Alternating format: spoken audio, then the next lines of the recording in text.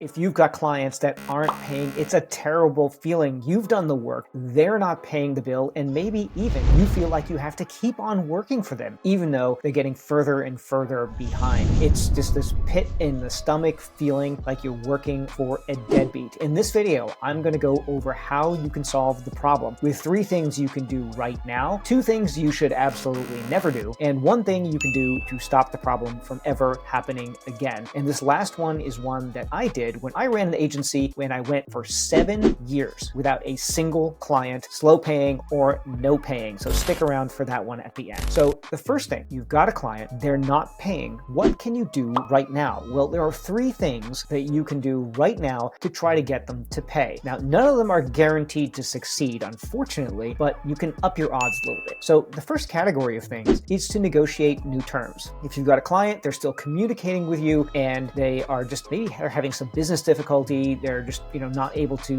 meet their own payroll. Those things do happen. Sometimes also you've got a customer, a client, and they're just a total pain and they are not trying to necessarily be cooperative. So in those cases, you can first try to negotiate new terms. So that might be, okay, you still owe it to me, but you can pay on installments. So if you've got some financial difficulty, you can still pay on installments. Or you could do a partial pay situation where it's like, okay, I understand you're not going to pay the full bill. I'll take 70%. I'll take 80%, some amount like that. And you negotiate that down. Now, that does work if you've got a client which will actually engage with you, but sometimes they won't actually even engage with you and they're just going radio silent. In those cases, there are 2 other things that you can try. The first is a demand letter. A demand letter is a letter that you write. Typically, you have an attorney write it on your behalf. Can write it yourself, but it'll be less effective. So demand letter says, hey, you owe me this money under this contract, and if you don't give it to us, we are going to sue. Now, I strongly recommend that you get an attorney to advise you on that and to write that letter, because in every state in the US, it is a little bit different about what a demand letter implication could be. But if you do this right, I think by and large, for the folks that I've worked with, they've got about a 30 to 50% success rate of getting paid using a demand letter. So you're taking a haircut on this one. It's not necessarily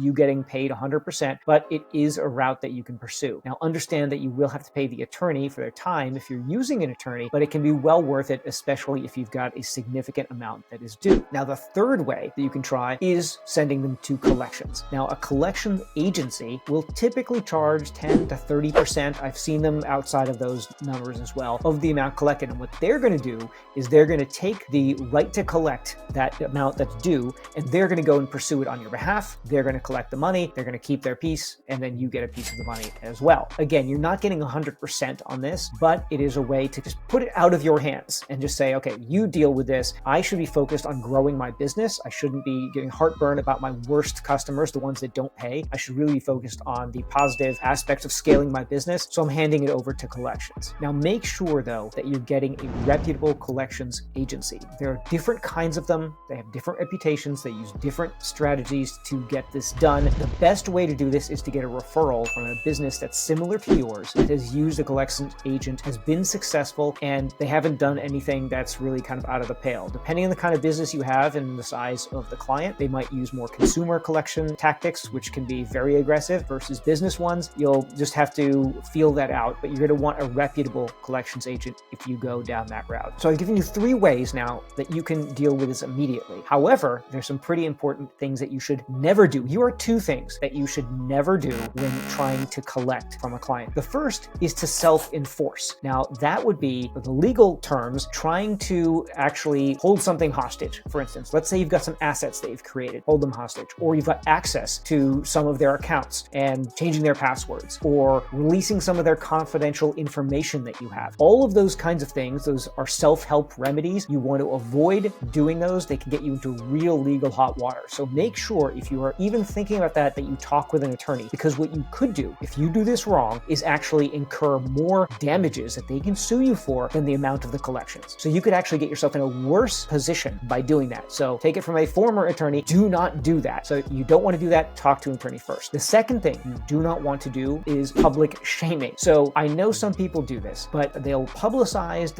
the client's failure to pay. And maybe they'll post on Twitter, or they'll post all kinds of things about that. If you are thinking about doing this, consult the attorney again. What you don't want is a defamation style suit. And again, doing these kinds of things, well, could it get them to pay? Possibly. Makes you feel better, but you don't want to be attracting a lawsuit because that is going to be a far worse outcome for you financially and time-wise and emotionally than just letting the thing drop. So those two things are things that you want to avoid. You don't want to self-enforce and you don't want to do public shaming unless you've talked to your attorney and they say, okay, here's how you can go about doing it and feel safe doing it. So you can make your own risk decision. This is all about risks and reward, your own risk decision about whether or not that's worth it. And the last thing, I promise you one thing that you could do to avoid this always in the future. And that's what I did with my agency. From day one, we always collected in advance by ACH, that is by bank transfer. So we never did this bill in arrears thing, which so many agencies and services businesses in general do, which is to do the work and then they'll tabulate the invoice and then maybe 15-ish days after the month, they'll send an invoice and it'll be net 30 and then the client will pay net 30, maybe net 60. So they're waiting 90 plus days to get the money that was already billed. That is a terrible way to grow a business. You are putting up all of the work in front. You're doing all of the work and you're not getting paid for a serious amount of time. That is one of the big reasons why companies get into cash crunches. So what you want to do instead is collect the money up front. And if the client says, well, I couldn't possibly do that, then that might not be a client you want to work with. So it might be if you're working on enterprise clients that you can't do that. But an enterprise client, let's say you're talking to a Fortune 500 company, they're pretty much going to be paying their bills most of the time unless there's something really unusual going on. But for smaller clients, you can really think about it from this perspective. You're not a bank. You're not in the job of lending someone else money. And that's what you're doing when you issue an invoice in arrears. You're